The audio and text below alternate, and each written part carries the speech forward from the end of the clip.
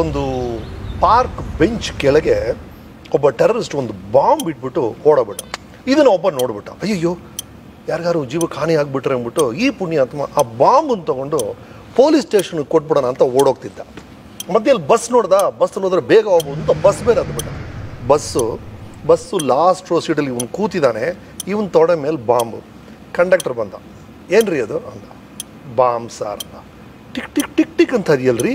ಹೌದು sir, live bomb ಅಂದ. ರೈ ತಲೆ ಇದೆಯನ್ರಿ, ಲೈವ್ ಬಾಂಬ್ನ ಯಾರು ತೊಡೆ ಮೇಲೆ ಇಟ್ಕೊಳ್ತಾರೇನ್ರಿ, ಸೀಟ್ ಕೆಳಗಿಡ್ರಿ ಅಂದಂತೆ.